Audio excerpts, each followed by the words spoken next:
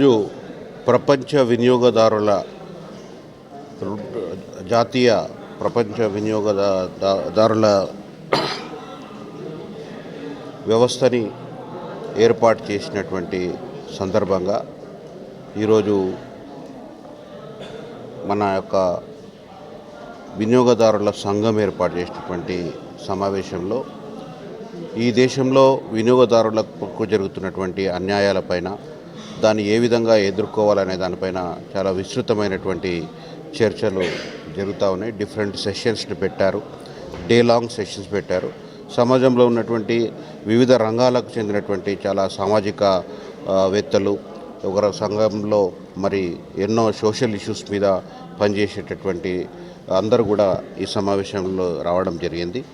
ఇది ముఖ్య ఉద్దేశం ఏంటంటే ప్రతి పౌరుడు కూడా తనకు ఉన్నటువంటి హక్కులని మరి తెలుసుకోవాల్సిన అవసరం ఉంది. తెలుసుకోవడమే కాకుండా స్పందించాల్సిన అవసరం ఉంది. ప్రతి ఒక్కరు కూడా వారు ఏదైనా వస్తువు కొన్నప్పుడు ఏదైనా తప్పులు జరిగితే ఆ యొక్క తప్పులని ఎవరైతే విక్రయించారో వారు సరిదిద్దే విధంగా మరి చట్టం మనకు సహకరిస్తూ ఉంది.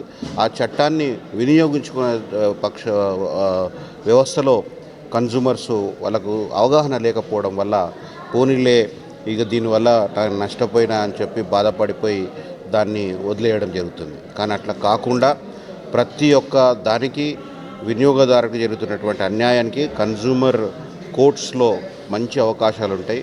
దీనికోసము ప్రత్యేకంగా అడ్వకేట్ని పెట్టుకోవడం కానీ లేకపోతే కోర్టుల చుట్టూ తిరగడం కానీ అటువంటి అవసరం లేకుండా ఎవరికైతే అన్యాయం జరిగిందో వాళ్ళే మరి కన్జ్యూమర్ కోర్టుకు వెళ్ళి తెల్ల కాగితం మీద వారికి వచ్చినటువంటి భాషలో పిటిషన్ పెట్టినప్పటికీ కూడా యాక్షన్ అత్యంత త్వరితగతంగా మరి తీసుకోబడుతుంది. కాబట్టి అందరూ కూడా ఎవరికి ఎక్కడ వారు కొన్నటువంటి యొక్క వస్తువుల విషయంలో కానీ వాళ్ళకు ఇచ్చేటటువంటి వినియోగించుకునే సేవల్లో ఏదైనా తప్పులు జరిగితే ఆ యొక్క కన్జ్యూమర్ కోర్టుని ఆశ్రయించి వాళ్ళ హక్కులను కాపాడుకోవాల్సిందిగా ఈ యొక్క సమావేశం ద్వారా అందరికి కూడా విజ్ఞప్తి చేయడం జరిగింది.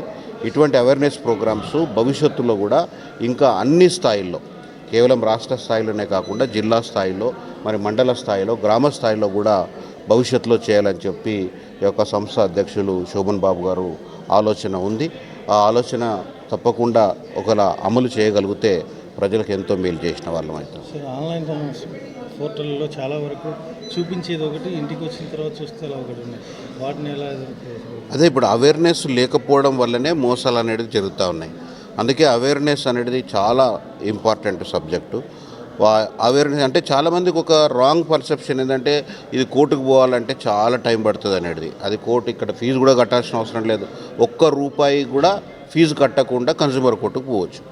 ఏ అడ్వకేట్ దగ్గరకు పోవాల్సిన అవసరం లేదు. మన పిటిషన్ మనం వేసుకోవచ్చు, ఆర్గ్యుమెంట్ కూడా మనమే చేయొచ్చు. అసలు నువ్వు ఏ విధంగా దుకాణానికి పోయినావు, ఏ విధంగా మనం కొన్నాము, దాని బిల్లు ఏంటి, ఆ బిల్లు చూపెట్టి తర్వాత వీళ్ళు అంతకుముందు ఏమేమి స్పెసిఫికేషన్స్ చెప్పారు, తర్వాత ఎన్ని రోజులు మన్నిక ఉంటాయని చెప్పారు, వీటిపైన మనకు వచ్చిన భాషలో ఎవరైనా కానీ చెప్పుకుంటే ఆ కన్స్యూమర్ కోర్టులో పరిష్కారం దొరుకుతుంది. సో ఇంత చిన్న విషయం అనే జనాలకు తెలియదు. ఏదేదో చాలా టైం వేస్ట్ అవుతుంది, నాకు ఖర్చులు ఎందుకు భరించాల్సి వస్తుంది భవిష్యత్తులో అనేది అనుకుంటా చాలా సింపుల్గా మనకు రిలీఫ్ అనేది గవర్నమెంట్ ఇస్తుంది. కాబట్టి దాన్ని వినియోగించుకునే అవగాహనని అందరం మనం పెంచాలి. మేము గత 10 సంవత్సరాల నుంచి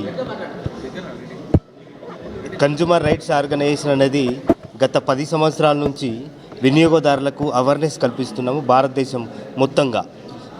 మా ఆర్గనైజేషన్ నుంచి ఈ నేషనల్ కన్జ్యూమర్ రైట్స్ డేని ఒక్కొక్క రాష్ట్రంలో ఒక్కొక్క సంవత్సరం జరుపుకుంటాము. ఈ సంవత్సరము తెలంగాణ రాష్ట్రంలో జరపడం జరిగింది.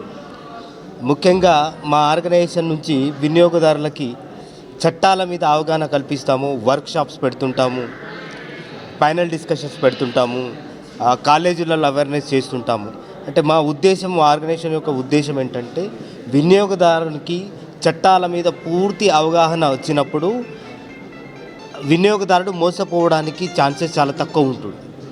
అందుకోసమే మేము నేషనల్ వైడ్గా ప్లస్ ప్రతి రాష్ట్రాలలో మా కమిటీని ఏర్పరచుకొని జిల్లా స్థాయిలో మా కమిటీలు, మండల స్థాయిలో మా కమిటీలు, కూడా ఈ అవేర్నెస్ పైన మా సమన్వయకర్తలందరూ కూడా పనిచేస్తున్నారు. ఇక ముందు కూడా దీన్ని చాలా ఉధృతంగా ముందుకు తీసుకెళ్తామని మేము కోరుకుంటున్నాం. సార్ ఒక్క నిమిషం అందరూ ఉండండి.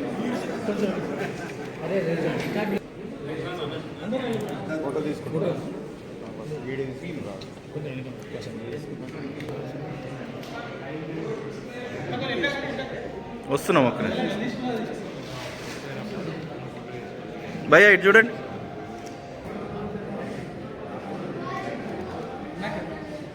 దయా ఓకేనా?